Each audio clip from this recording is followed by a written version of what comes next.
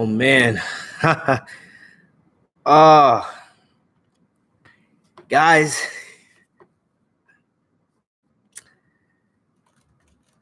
I really don't know what I really just don't know what to say, to be honest with you guys.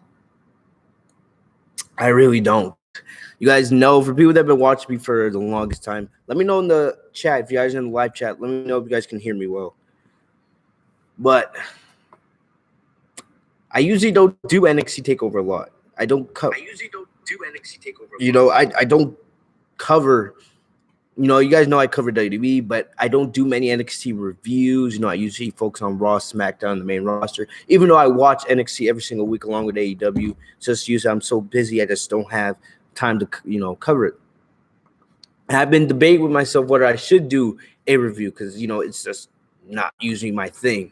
But after tonight's show, man, this was one of the greatest NXT takeovers of all time. I don't care what anybody says. This show was absolutely incredible. From top to bottom, there's very, very few negatives you can take from this show. And NXT, they always deliver, man, but they brought it to a whole nother level tonight. And I just wish that the main roster could take notes. I wish the main roster could take notes from these, takeovers, because the way NXT does things, it's undisputed, no pun intended, but it is undisputed that NXT is the #1 wrestling brand in all of sports entertainment. Better than Ring of Honor, better than AEW, better than Impact, better than Raw and SmackDown and New Japan. NXT is the #1 wrestling brand in all of sports, and that is undisputed. I don't care what anybody says. I don't care if AEW is getting higher in the ratings than NXT. NXT is always consistent. And their pay-per-views, the way they structure them, from only having about, if it's 4 to 5 takeovers a year, the way everything they do, there's very few negatives you can take from NXT. Very few. Oh my gosh, what a show tonight from NXT. TakeOver Portland. It was well worth the wait. A lot of people were wondering, why didn't they? And I think my camera's getting a little bit blurry, because I don't have the autofocus on. But a lot of people were wondering, why didn't they do an NXT TakeOver show?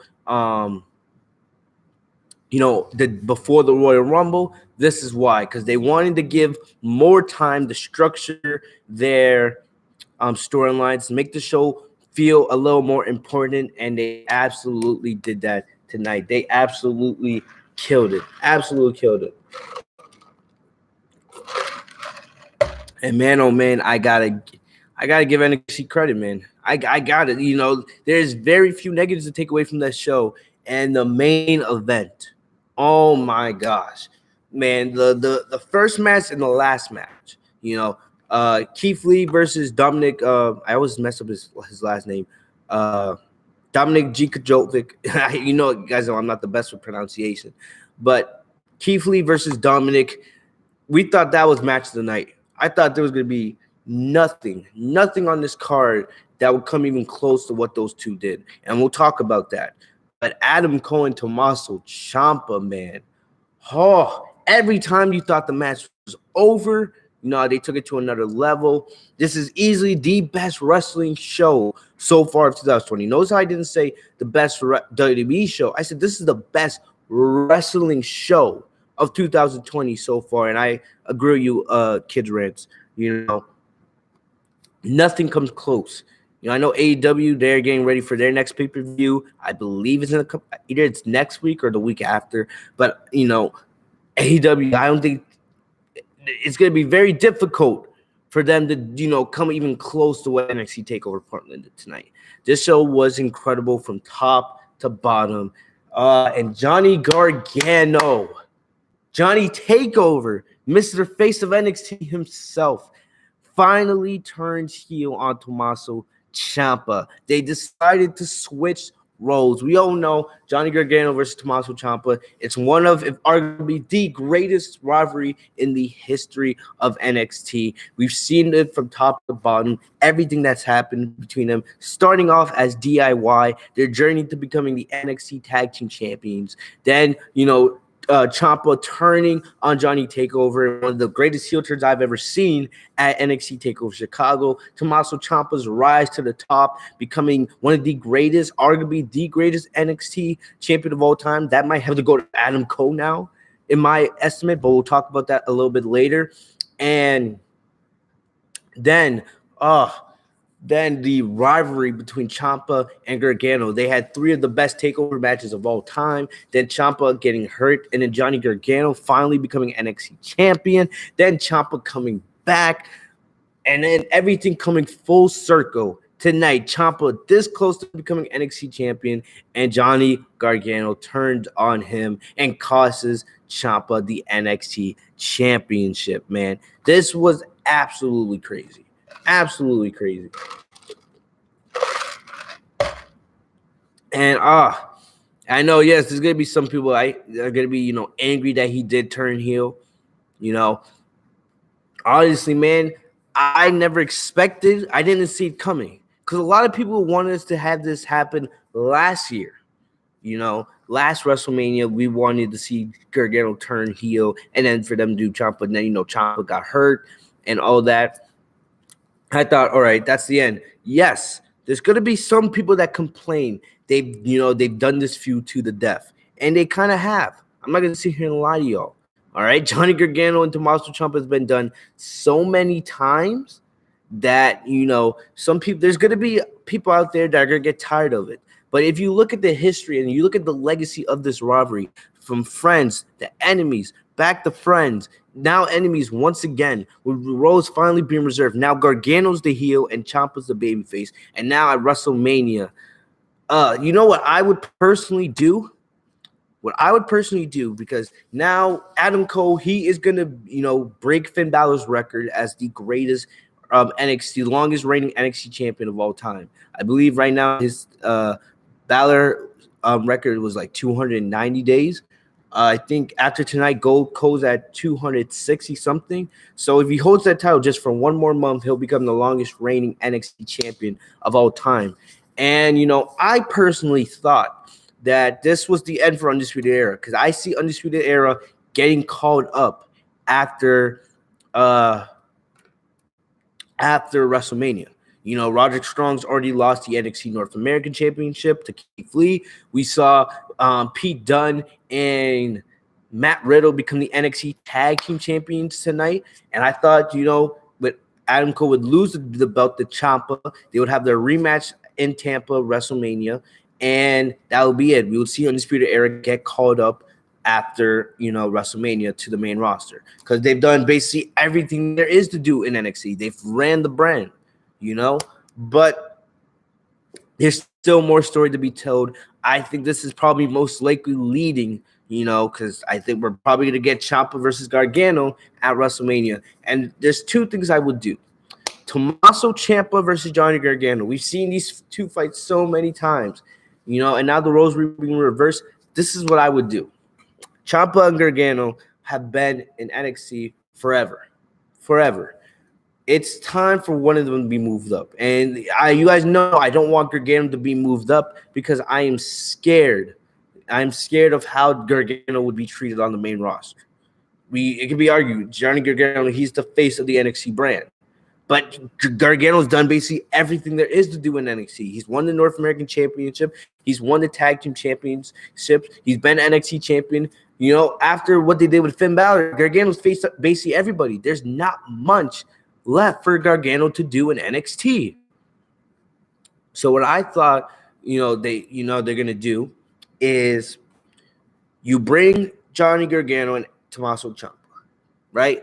Ciampa, there's still stuff they can do with Ciampa down to NXT.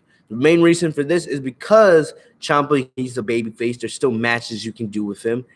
And, for the time that he missed when the neck injury, there's still story. And we still need to see Ciampa eventually become NXT champion again. Because it's going to happen. Somewhere down the road, Ciampa will regain the NXT championship. All right. But what I would do personally, I would do Johnny Gargano versus Tommaso Ciampa at WrestleMania, or at not WrestleMania, but NXT TakeOver Tampa, and the loser leaves NXT for good. Loser leaves NXT for good. They've done this match so many times. There's not much else that Ciampa and Gargano could do in the ring together. This is, I think, would be the best way to end their rivalry, to end their story. You know, if they've done anything. Best friends, the bitter enemies, best friends again, back to bitter enemies. This would be the way to end it. Gargano versus Ciampa, NXT TakeOver Tampa. Loser leaves NXT for good. And most likely that would be Ciampa getting his revenge. You know, Ciampa would defeat Gargano one more time. I think that would be his third victory over Gargano. And then Gargano would get called up to the main roster after WrestleMania. There's nothing else really for Gargano to do. You know, you're not going to – I don't see Gargano becoming NXT champion again, you know. My boy Anthony does text me. If you guys know Anthony, he was the one that he used to do this wrestling podcast with me. He used to do the reviews with me. He doesn't do them anymore, but we still talk every day. But he agrees with me. Ciampa versus Johnny TakeOver at Tampa. Loser leaves NXT. I want you guys to let me know in the chat, in the comment section, whatever. And, you know, let me know what you guys think. But we're going to go over the rest of the show. You know, I just wanted to get my thoughts really on the Gargano heel turn. It shocked me a little bit because I didn't see it coming. I really thought Ciampa was going to win, and this was going to lead to Undisputed Era leaving NXT, you know, because it would make sense. You know, the Undisputed Era have ruled over NXT for the last 2 years. You know, they've done everything there is to do. And, man, I just wish Vince McMahon and everyone else in the main roster would take notes, because the way they book NXT is so great. And the main roster has all the talent, and they can't book it the way they book NXT. It disappoints me. If Vince does watch, because I know for a fact Vince doesn't watch NXT. And if he did and he took notes, the main roster would be so much better. And the main roster hasn't been terrible as of late. Monday Night Raw has been watchable, you know, so far this year. And SmackDown, they had a really good show on Friday. But I don't believe that SmackDown and Raw can be consistent enough that we're going to watch these shows every single week. But I'm texting my boy Anthony real quick, and, you know, we're going to get right into the show. But, man, oh, man, if you guys are in the chat, let me know what you guys thought of TakeOver tonight. Absolutely crazy. Oh, my gosh.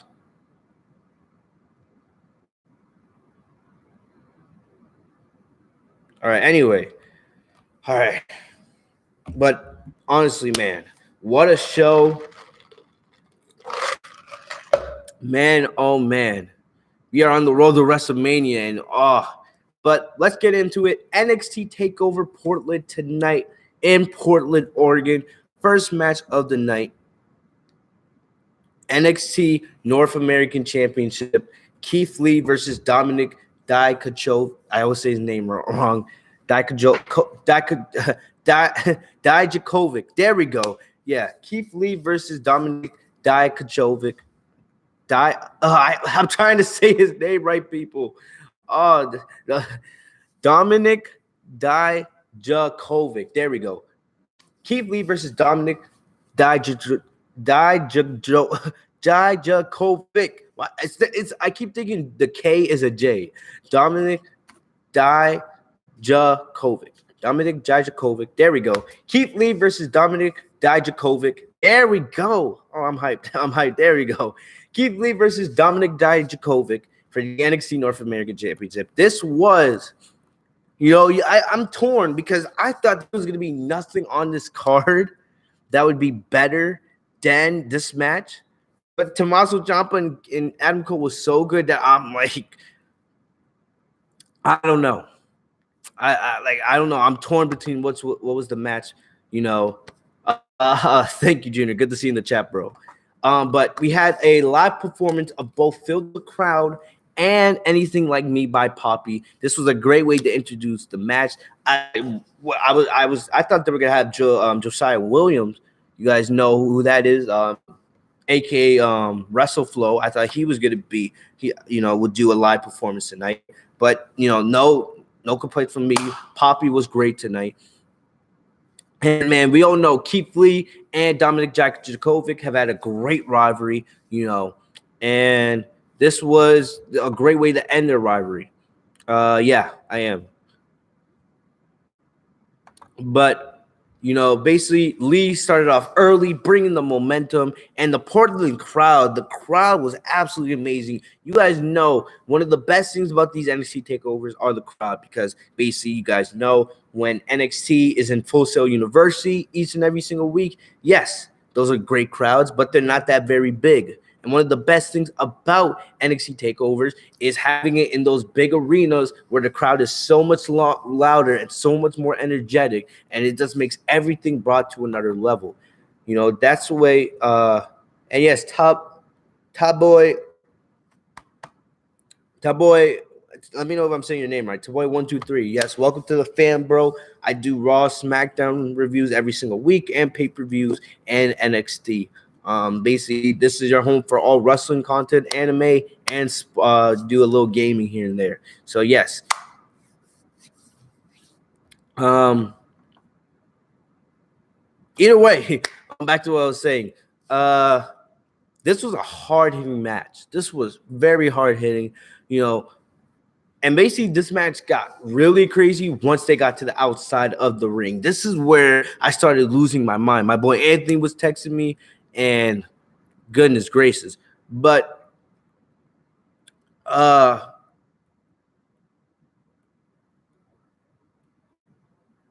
trying to look through my notes because I have a lot of notes from this match itself. I want to focus more to when the match got to the outside of the ring, because going through the whole match itself would take so much time, and I feel like it wouldn't do this match justice. But once the competitors got to the down to the floor, Dominic hit Keith Lee with a huge knee, then a super kick, and a somersault punch from the top rope. Lee no-sold a choke slam. Dijakovic did a no-sold a spirit bomb, but then Lee did a second spirit bomb. Wait, I think I'm rushing through my notes. Yeah. Thank you, bro, for the subscription. I really appreciate that, man. But then there was an Avalanche Death Valley driver. Oh, man. Lee got up. He hit Dijakovic with a massive pounce. Then on the outside, this is the part. See, my notes are all over the place because when I was, writing this show down, I was losing my mind. So my notes are all in different places. But here we go. I remember early in the match, Dijakovic, he hit a suplex on the ring apron, just hit down to the floor. And then I remember, Keith Lee was doing these chops with Dominic on the barricade, and the crowd got dead silent just to hear those chops. And he would go like, and even my claps can't do it justice. Those chops are something else. Imagine how bad his chest must have been feeling. Like, my goodness, that had to hurt. That really had to hurt. But probably the biggest, part of this match was when Lee was sitting on a chair. He was sitting on a chair. Dominic got back inside the ring, went to the top rope, and I believe he basically hit like a swanton bomb from the top rope through the chair. One of the craziest spots I've seen in a very long time. Oh my goodness, man! And I was saying, I was like, there's nothing else in this match that they could do. Nothing they could do. Well, you could call it, you could call it, some people could call it Death Valley Driver. No. The Swanton was the best part of this match. All right? Like, no. But back in the ring, Dominic hit a Spanish fly.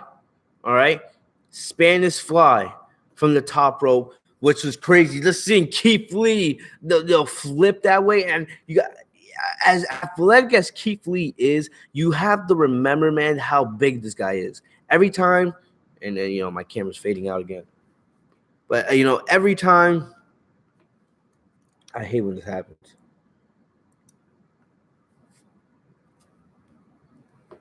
This thing's always struggling to come back into focus. Why is my hand in focus? This is my one problem with this camera. All right, because I don't have autofocus turned on because it lags, but this happens way too often. Low key pisses me off. So I'll come back into focus on its own. But anyway, man, yo, that Spanish fly hit me hard. Not only did the swanton hit me, but the Spanish fly got me. But then Dominic went for the feast your eyes. But basically, he was so tired, his back gave out. That allowed Lee to catch him with the Big Bang catastrophe for the successful title defense. I love how Keith Lee's, name, most of his moves are basically named after Dragon Ball moves, because you guys know how big a Dragon Ball fan I am. Other than wrestling, you guys know Dragon Ball is the main thing I cover on this channel. So it's one of the reasons why I love Keith Lee so much. But this match was absolutely awesome. One of the best matches so far this year, arguably the match of the year so far. And definitely probably going to be there when we do our top 10 matches of the year at the end of 2020, God willing. But this match was absolutely spectacular. I hate how, my camera still hasn't come back into focus. It's really pissing me off. But, this match was absolutely incredible. Wild from the beginning to the end. And man, oh man, was this, can my camera please come back into focus? Like, come on.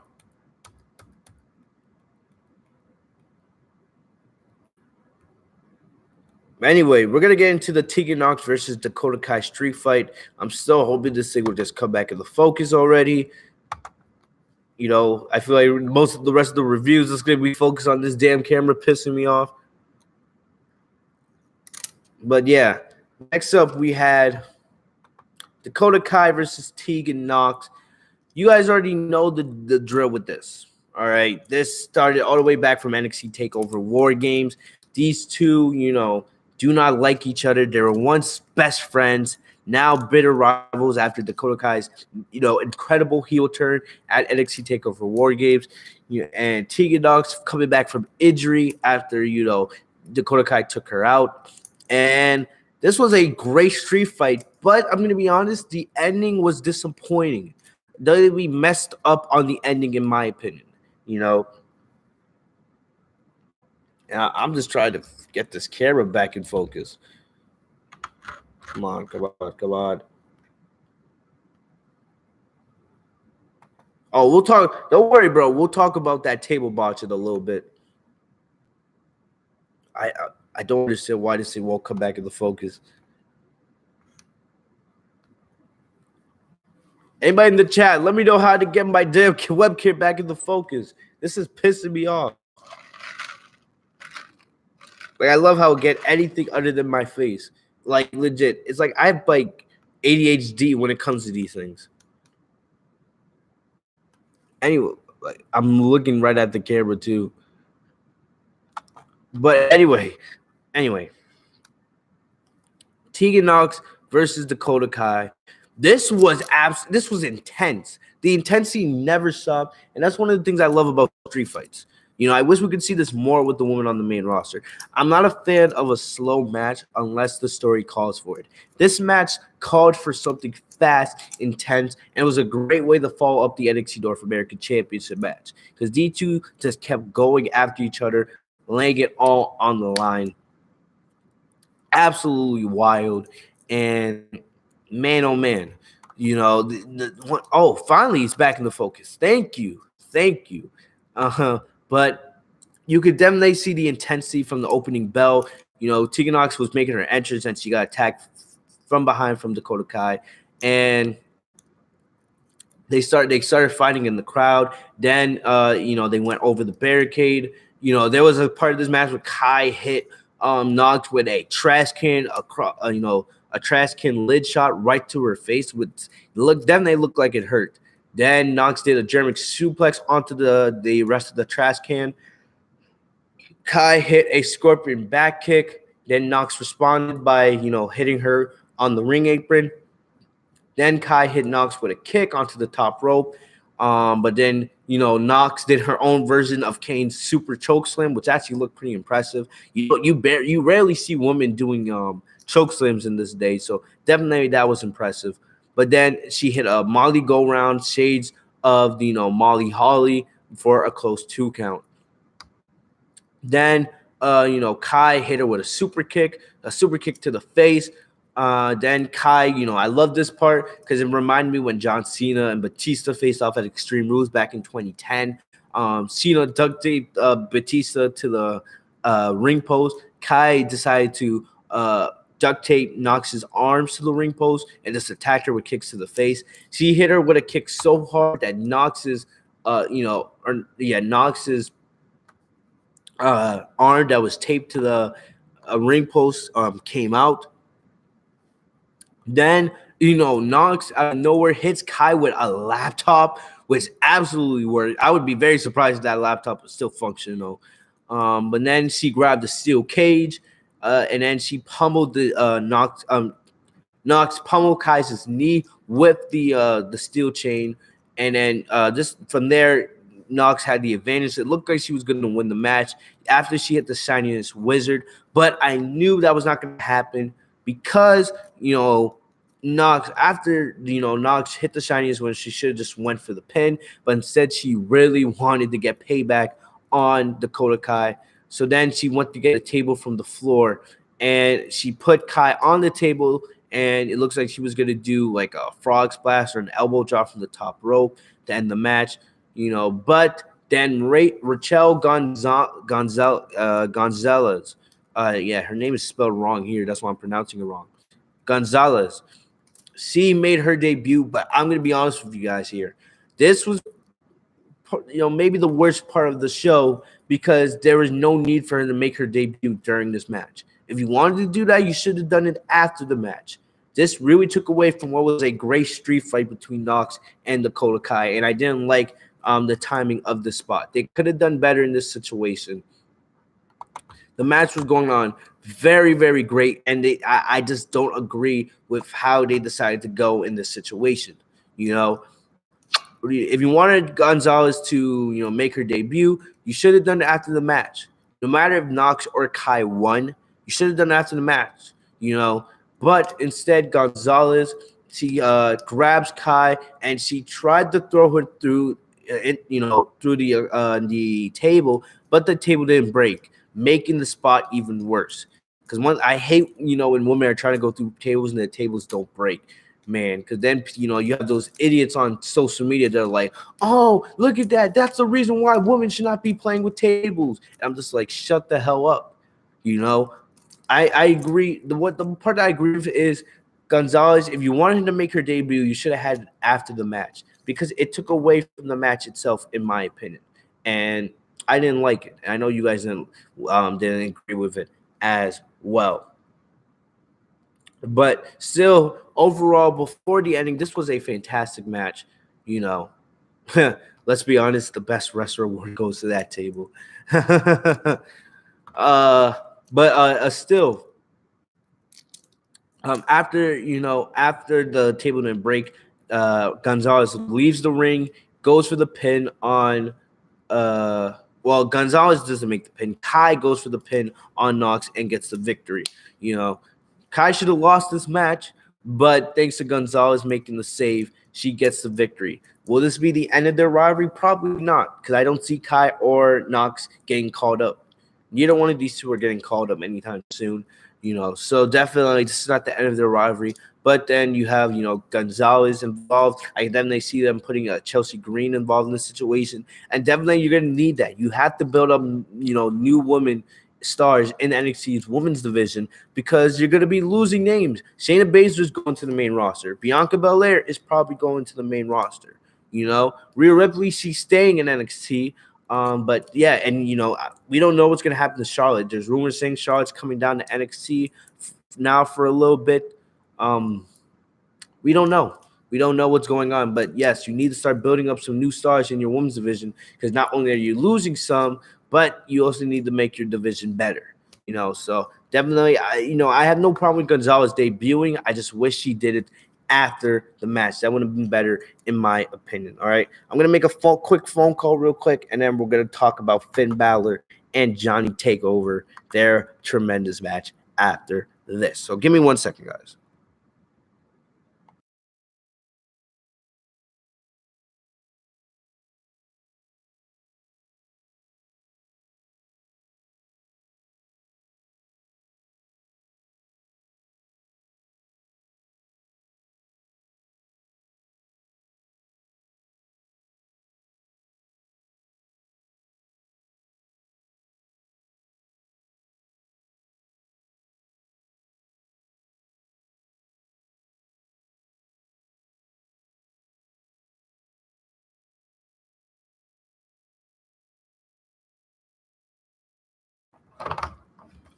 All right, guys. Sorry, I decided to make a quick phone call, but now we're gonna be talking about Johnny TakeOver versus Finn Balor in the battle to find out who would be the face of the NXT brand. All right. We know the story here. Weeks ago, when Finn Balor made his return to NXT, and he turned heel by having that fabulous attack on on Johnny TakeOver, which caused Johnny to miss his first NXT TakeOver event in his NXT career. That was the setup for this match, and I absolutely loved it. These two have had a great build towards this feud, and I was looking forward to this match. My honest opinion, I knew that Finn Balor was going to win this match because, Johnny doesn't need to win. He doesn't. This is more about reestablishing Finn Balor's dominance. And, we know that Finn Balor, he was the face. Well, arguably, some argue that the first face of NXT was Sami Zayn, the heart and soul. And then, it got pushed down to Finn Balor, who carried the torch as the face of NXT. What up, Brian Fitzsimmons? I like your name. I know you got the Fitz in your name. It's kind of like Fistmonk TV. I see you, bro. But, I loved what we saw here between these two. Finn Balor, the former face of the brand, versus the new face of NXT. And the way I saw it, I knew Finn Balor was going to win this match. I knew he was going to win. The only thing really was what they're going to do with Finn Balor after.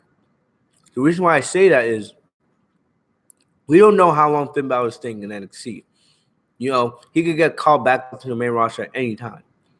I don't think they're going to call him back anytime soon just because he's doing so well right now in NXT. And, I'm afraid they'll fuck Finn back. They'll fuck Finn up again, because we all know Finn Balor on the main roster is nowhere near to the Finn Balor we've seen in NXT because he's not booked on the main roster the way he is in NXT. But I honestly thought, because I knew Finn Balor was going to win this match, I thought this was going to be set up for Finn Balor versus Tommaso Ciampa. I thought that was going to be the next big feud on NXT TV. Remember, we had Finn Balor versus Adam Cole for the NXT title a couple weeks ago. It was kind of weird seeing heel versus heel, even though that was a great TV match. But Finn Balor, he lost that match, but I thought they would eventually build him back up. But now, there's a lot of questions now because you have Johnny TakeOver and what happened with Ciampa and Cole in the main event and Velveteen Dream. So I don't know where does Finn Balor fit in that picture. I see what you said, Brian, in the chat. Could we see Finn Balor become NXT North American champion? That's definitely a possibility. I think a feud between Finn Balor and Keith Lee would be absolutely great. But, I don't want to see Keith Lee lose that NXT North American title, at least not right now. I definitely one day want to see Keith Lee become NXT champion. But, I think right now with the way the NXT championship pictures are looking, they're like, it's so stacked right now, there's no room, right? Because we know that the NXT title picture is going to feature Cole, Ciampa, Gargano, and Velveteen Dream going forward. So there's really no room for Balor and Keith Lee at the moment. So, I would love to see a Finn Balor versus Keith Lee feud, but both need to, they need to keep their momentum.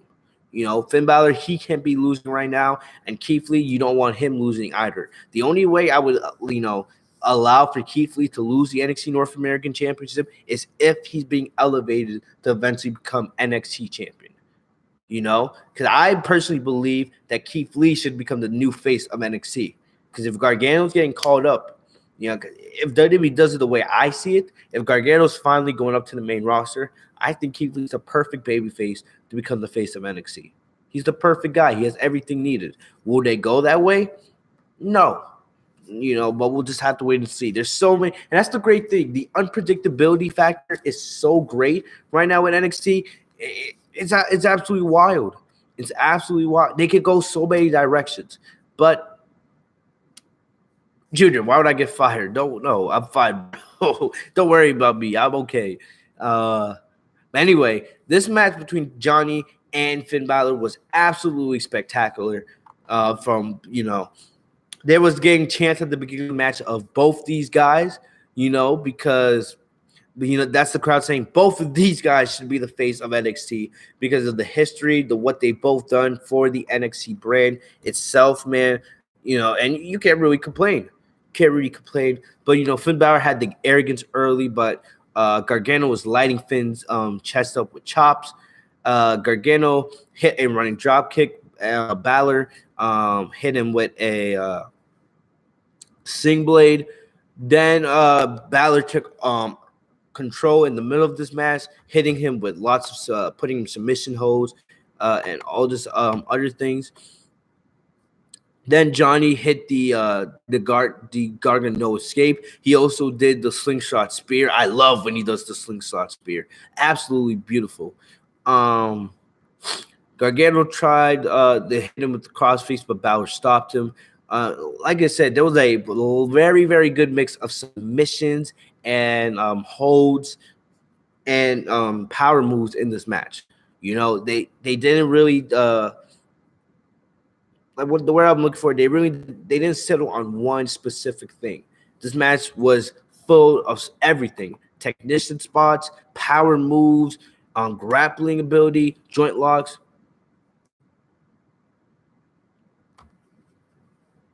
Excuse me.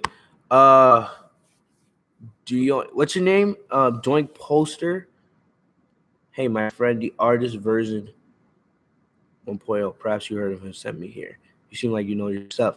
Yeah, you know, for anybody that's in the chat right now, welcome to the channel. If you guys are new, make sure to subscribe. I do Monday Night Raw reviews, SmackDown reviews, NXT. We do all pay-per-views, and we do anime content. So if you guys like what you guys hear, make sure to subscribe, man. I would love you guys to join the Fitzmonk TV fam. Artist 1.0.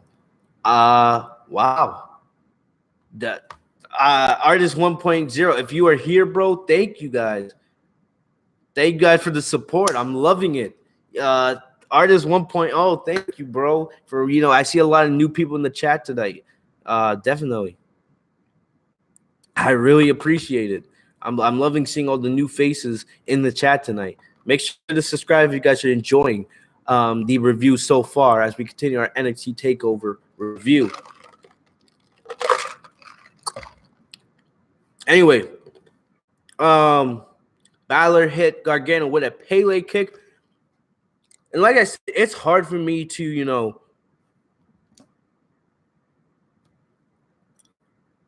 yeah, I think he just texted me, bro. Dark Artist 1.0. Man, put the link to put the link for Dark Artist 1.0 in the chat, bro. Put the link for put the link for him in the chat, man. I love that guy. Thanks for the support, man. I'm loving all the new subscribers and the new viewers here tonight, man. I'm loving it. But yes, Balor hit him with the Pele kick, and you know, so much happened. It's hard for me to keep track of these matches because so much happened in all these matches tonight. You know, Balor hit the John Rue drop kick, then settled for the coup de grace, but Gargano dodged it. Hit the Gargano escape again, but Balor escaped. Then he hit a double stomp, but Gargano puts on Balor in his signature submissive move, but Balor makes it to the ropes. Then going back onto the floor, Gargano called back the dropkick from Balor that started this whole rivalry. Man, it was like everything coming full circle. Gargano doing the Balor what Balor did to Gargano to start this whole feud. And then We see the Prince. He gets sent into the guardrail. Then Gargano looked at the announce table. Looks like he was going to do Balor's 1916 DDT, but Balor countered, and he did a DDT onto the table. Then he did a running drop kick that sent Gargano into the guardrail, and then he throws Gargano back into the ring, hits the coup de grace and the 1916 DDT for the win. All right.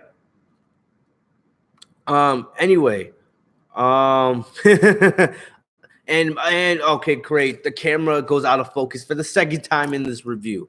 That's beautiful. Oh man. But anyway, get the camera get back into focus, bro. I hate when this happens. This is the second time this has happened during the review. It pisses me off, bro. It really does. Anyway, oh my gosh. Anyway, this was a spectacular match. Spectacular match. Loved it. I knew Finn Balor was going to win because Gargano does not need the win. The guy's made with or without wins. Oh, gosh. I don't know. Why am I getting roasted in the chat? Like my chat. There we go. I think, yeah, because I'm at work right now. Usually when I'm at home, I have really good lighting. I think it's because the lights are not that good in here. So I think the lights are causing me to go out of focus. But anyway, remember, put the link for Dark Artist 1.0 in the chat. So I can fake him afterwards. Put the if you guys can do it, please put the link in the chat. But anyway. This was a spectacular match. Spectacular. And we knew it was going to be, like I said, Gargano doesn't need the victory. This was more about establishing Finn Balor once again as the face of NXT. Like I said, I don't know where Finn goes from here because I thought Ciampa was going to win, and this would set up Finn Balor versus Ciampa for NXT TakeOver Tampa. But, I definitely could see them doing Balor versus Keith Lee for the NXT North American Championship. The only way I'm doing this, I would do that match is if you're sending Keith Lee to the main event to go after the NXT title. But the way I see the NXT main event scene is going to be so stacked going forward after that main event, then I just don't know if it's going to be the right time for Keith Lee to be put back into the main event scene. You know what I mean? I don't want to see Keith Lee lose, and I don't want to see Finn Balor lose. So we'll just have to wait and see what goes on after that. Yeah, I'm trying to figure out who is Dark Artist 1.0. Oh my gosh. Anyway, next up, NXT Women's Championship, Rhea Ripley versus Bianca Belair. And the big thing about this match is basically the setup between Charlotte Flair and Rhea Ripley. We know that Rhea Ripley, was the one that challenged. She challenged Charlotte Flair a couple weeks ago on Monday Night Raw for an NXT Women's Championship match at WrestleMania, but we never knew what was going to happen. The only problem I had is I'm a big Bianca Belair fan. She is incredible. I think personally Bianca Belair is better in the ring than Rhea Ripley. I love Rhea Ripley. I love both women. I just think personally Bianca Belair is better in the ring. That's just my opinion. And I thought that having Charlotte Flair, I knew that we were gonna get Charlotte Flair in the NXT Women's Championship picture because having Charlotte Flair in NXT, having the megastar that Charlotte Flair is, it's gonna bring more eyes to NXT, especially how badly Vince wants to beat AEW in the ratings war. So definitely, I see why. Plus, Charlotte's going to elevate the NXT Women's Division because there's really nobody for Charlotte Flair to face on the main roster because he's faced and beaten basically everybody. So having her face people now in NXT, it gives her something to do, and it's going to help elevate the brand. But I just don't want to see Rhea Ripley lose the NXT title to Charlotte Flair because Charlotte doesn't need the title. She really doesn't. But, I just didn't like, because I felt like Charlotte Flair and Rhea Ripley being set up too early took away from this match in a way, because I felt like it made it all too predictable that Rhea Ripley was going to win. And thoughts on AEW, Fitzmonk? I love AEW. I don't think AEW is better than NXT, but AEW is great. It's great. You know, the only reason why AEW does better in the ratings than NXT is because AEW has the more big talent. They have the Chris Jerichos, they have a John Moxley, they have the Young Bucks, they have a Kenny Omega. But I think NXT is better. NXT is way better, and they proved that tonight. I said that at the beginning of this review. But anyway, back to the match itself. My problem with this is, you know, Charlotte Flair, like I said, it took away from Bianca Belair. And in my opinion, what they should do at WrestleMania, they should do Bianca Belair versus Charlotte Flair versus Rhea Ripley. I think it should be a triple threat match. But instead, it looks like they're going a different direction, you know. But they could change things. There's still a whole, you know, about 6 weeks to WrestleMania, so they could change their thoughts. I know Bianca's parents were in the crowd, and Bianca Belair is amazing, but the match was not as good as I thought it was going to be. I was actually a little bit disappointed. This was not a really good match. It really wasn't. The match could have been better, you know. And, you know, there was some good spots over. There was this. Rhea Ripley should be very, very, very lucky. She should be praising the gods right now, because there's a point where Rhea Ripley fell on her head on the outside of the ring, and that could have, you know, taken Rhea Ripley out of WrestleMania. Ripley is very lucky she did not break her back tonight. Like, my goodness. But still, the ending of the match was a kind of, you know, it was underwhelming. They were fighting on the top rope, and then Rhea Ripley just grabs Bianca and hits her with the Riptide, the 1, 2, 3 to get the victory. Afterwards, I wasn't really surprised by this, because we all knew that Charlotte was going to appear tonight at the show. I knew she was going to be there. It was basically confirmed that she was going to appear after this match. So, but right after the match, as you know, Rhea Ripley celebrating, Charlotte Flair comes out of nowhere. Basically, she turned heel again the way she was acting. And then, you know, she hits Bianca and Rhea Ripley with clotheslines. She did the natural selection on Rhea Ripley. She grabs the mic. I'll check your thing out. Guys, I don't really recognize the artist 1.0. If guys, like I say, if you guys could put his link in the chat, or just, like, you know, send it to me on Twitter or Instagram. Like, I don't know who that is. You guys, like, let me know who that is. I can go and thank him. You know what I mean? Like, someone please put his link in the chat so I can figure out who he is.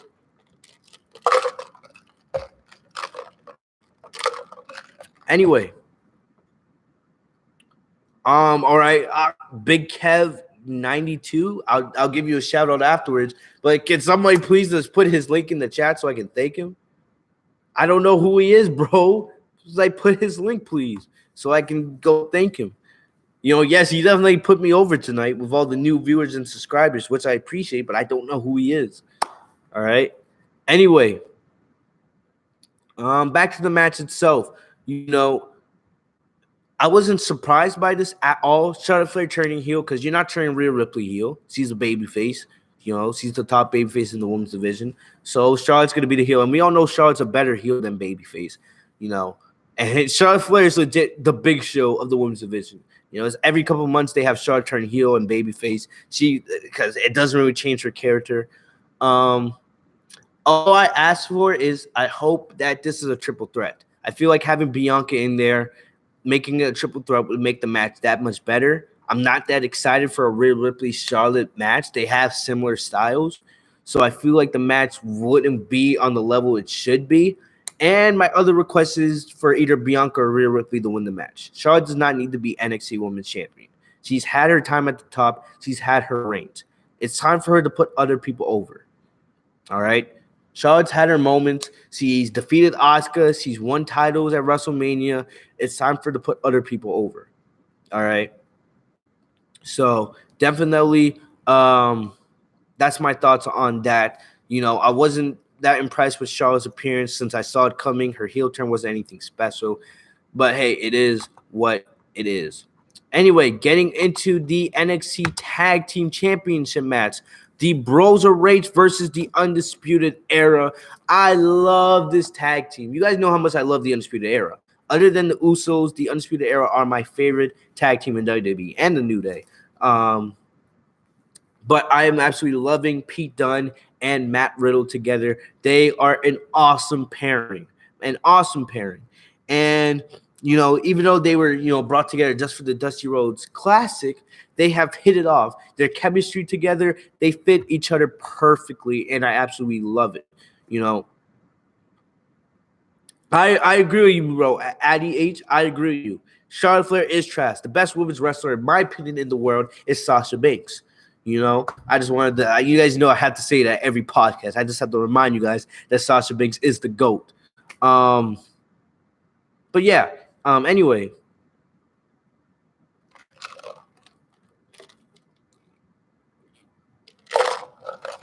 Over to the NXT Tag Team title match. I had Riddle and Dunne winning this, mainly for the reason that I thought Ciampa was also going to win, and this was going to mean Undisputed Era getting called up to the main roster. But it looks like WWE is changing in that regard. Check out Superhuman on YouTube. You guys are telling me to do a lot, man. I'm going to need a list of what I need to do after I finish this review.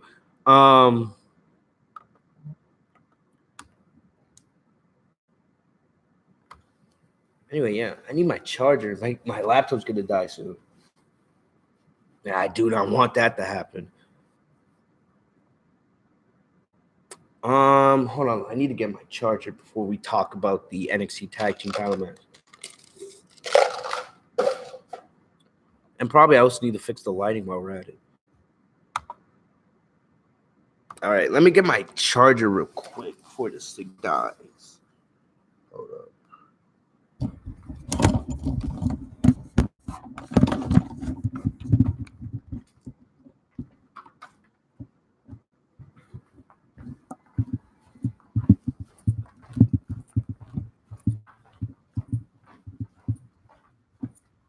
Trying to find my damn charger.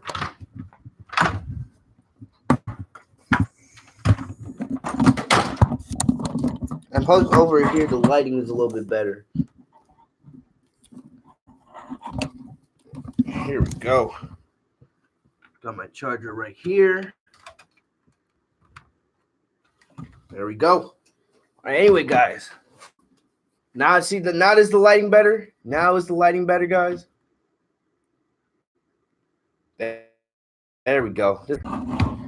For all my long-term reviews, this is usually where I do my Monday Night Raw reviews. Anyway, all right. Let's talk NXT Tag Team Championship. But like I said, I thought this was going to most likely be the end for Undisputed Era in terms like NXT, the Undisputed Era have dominated. They have dominated WWE over the last, basically NXT over the last couple of years. We all know this. They've dominated NXT. They've done everything. They've won, Dusty Rhodes Tag Team Classic. They've won the NXT Championships. They've won the NXT North American Championships. They won the Tag Team titles. And Fitzsimmons, I see what you said about that, but Matt Hardy's leaving WWE. Matt Hardy's going to AEW, and he's going to join the Dark Order. And I know Jeff Hardy's not coming back anytime soon. So, I think that would be great to see the Hardy Boys in NXT to elevate the tag team division, but I just don't see that happening.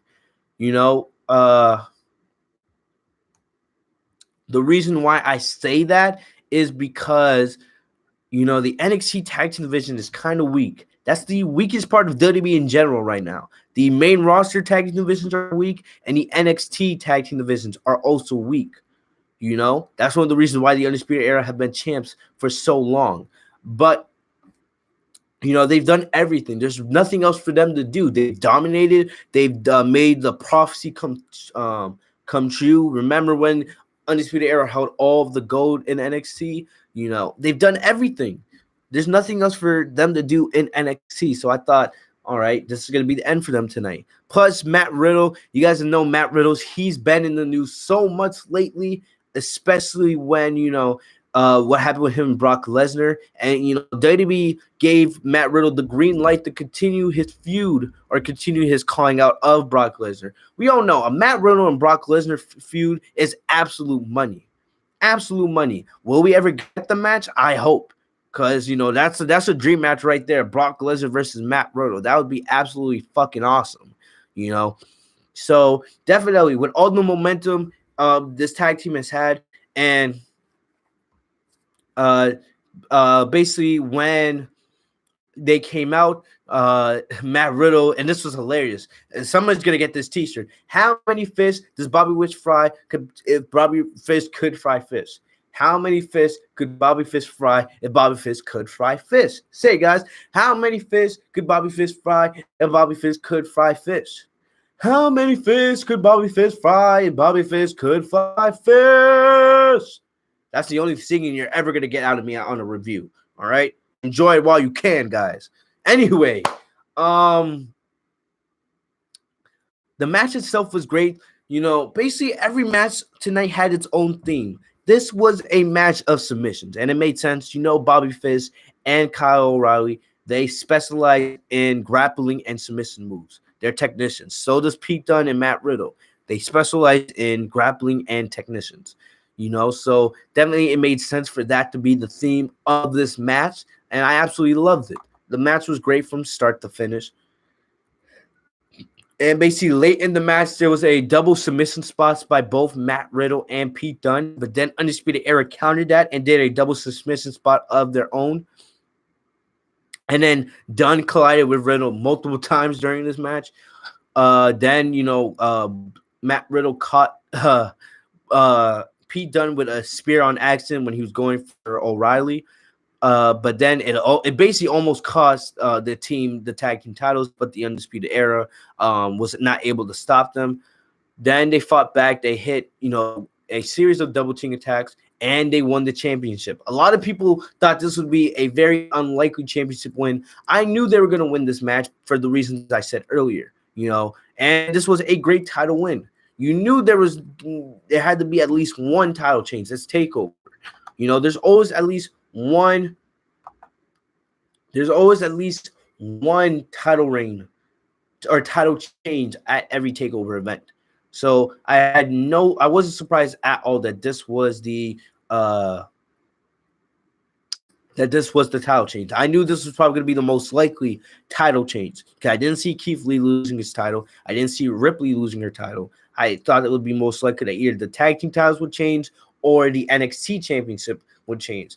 I love these two as a team, and going forward, I can't wait to see what they do next. I can definitely see a rematch happening, especially since NXT doesn't really have a lot of strong tag teams right now.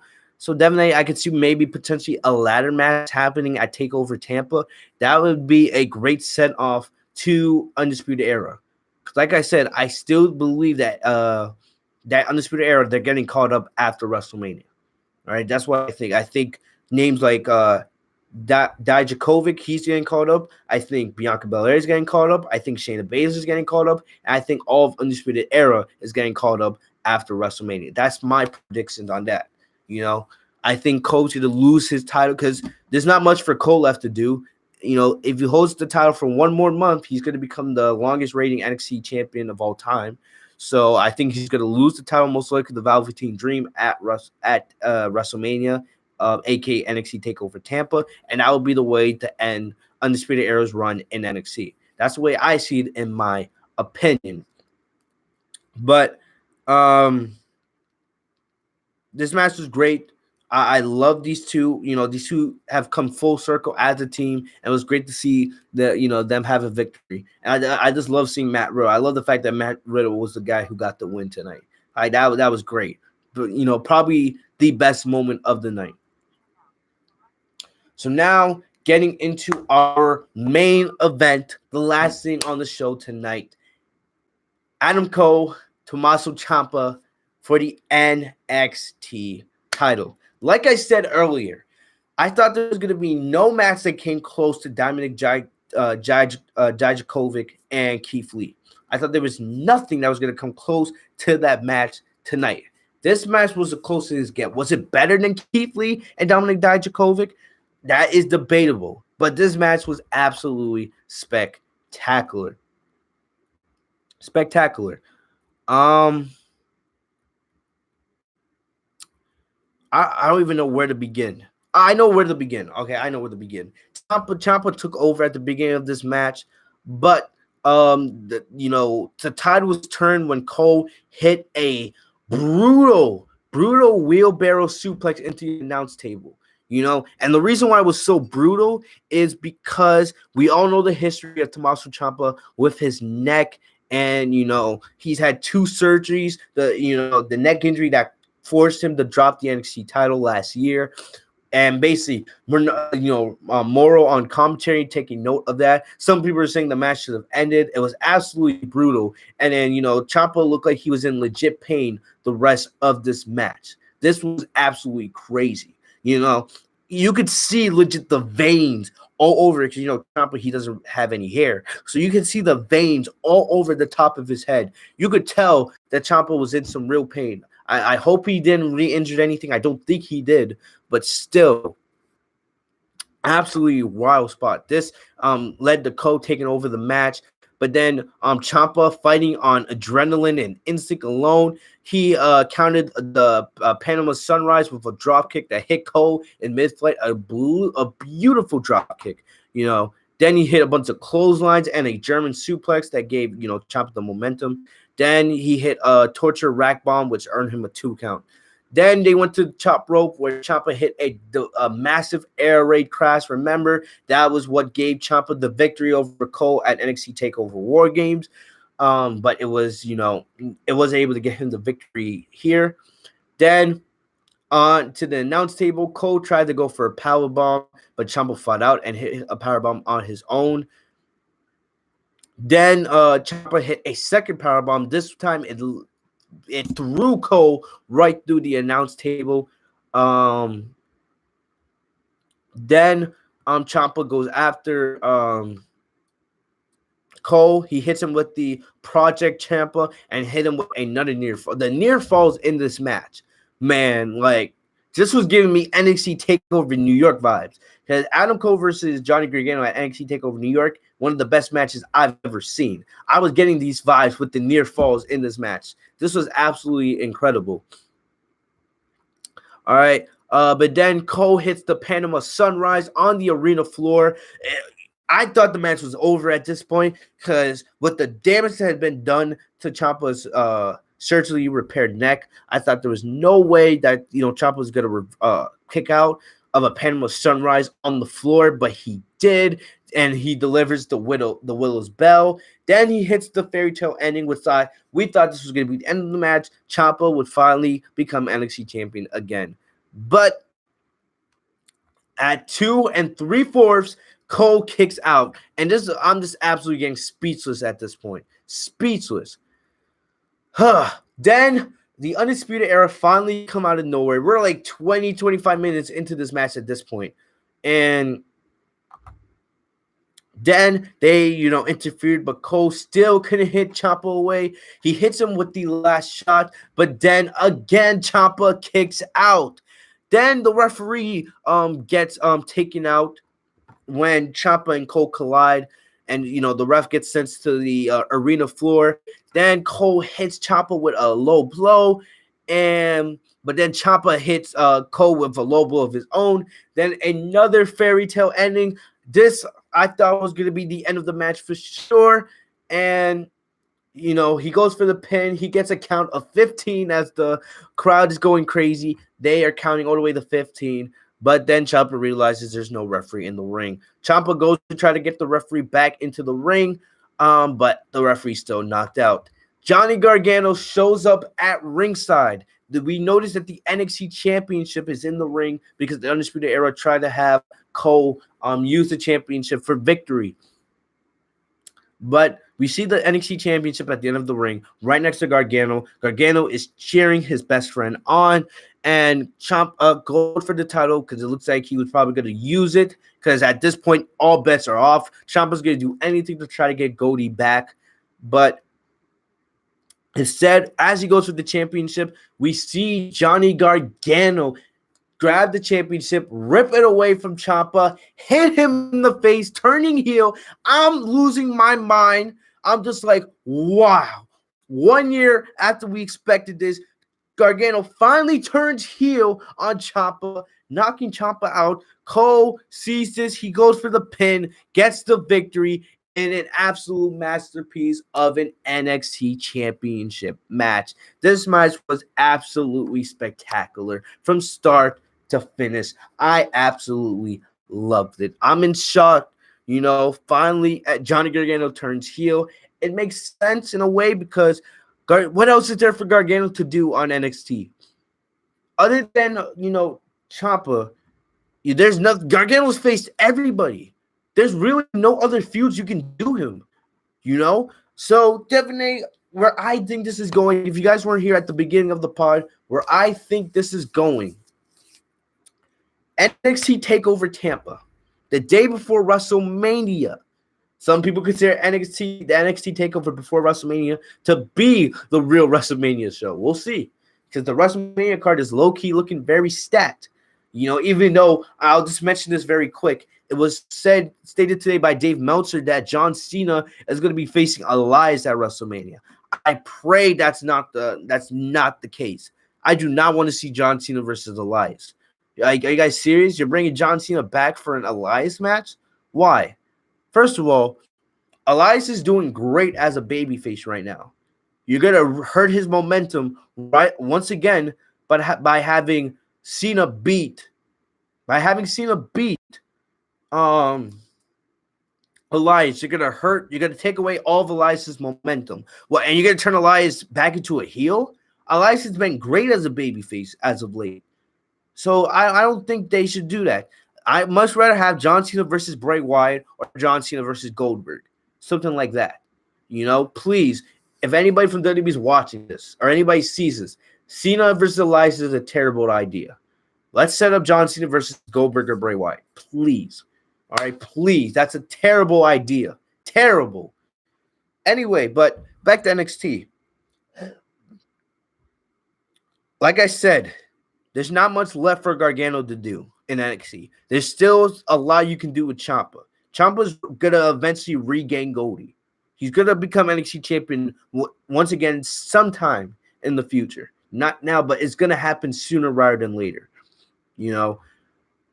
What I would do with Ciampa and Gargano, now that the roles are reversed, Ciampa's the babyface, Gargano's the heel. What I would do at NXT TakeOver Tampa, I would do Gargano versus Ciampa. Loser leaves NXT. The loser leaves NXT because we know how much Gargano and Ciampa mean to the NXT brand. We know how much they love being in NXT. There's not much left for Gargano to do. Have everything come full circle. Have Gargano versus Ciampa at NXT TakeOver Tampa. Loser leaves NXT. So that would most likely mean Gargano gets caught up to the main roster.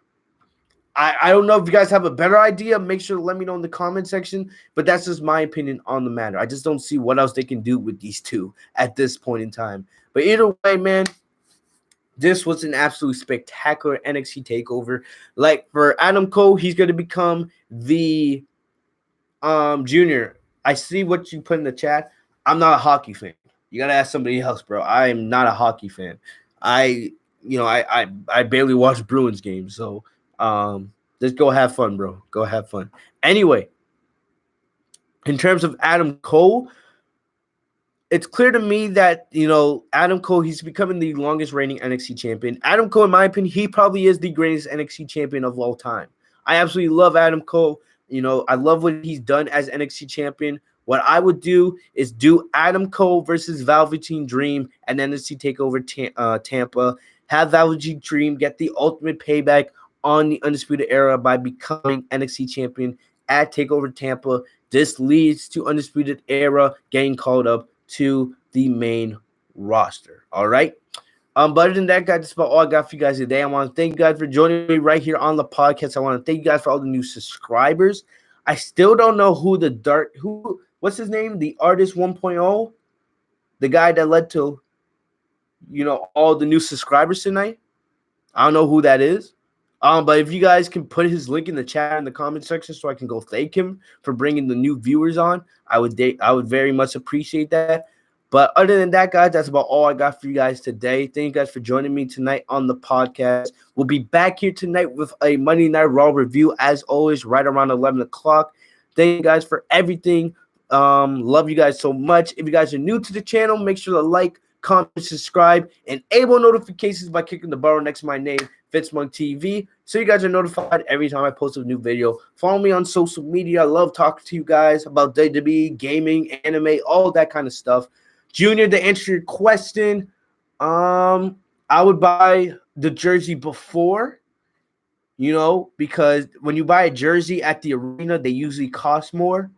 It's marketing 101. So I would buy a jersey before, like on Amazon, and get it like 2-day shipping, or go to your local sporting store to go get your jersey for that hockey event. But anyway, guys, thank God for everyone in the chat. Thank you for the new subscribers. Thank God for everybody that came through tonight. I'll hopefully see you guys tomorrow night on the stream for the Monday Night Raw review. Have a great night, guys. Peace.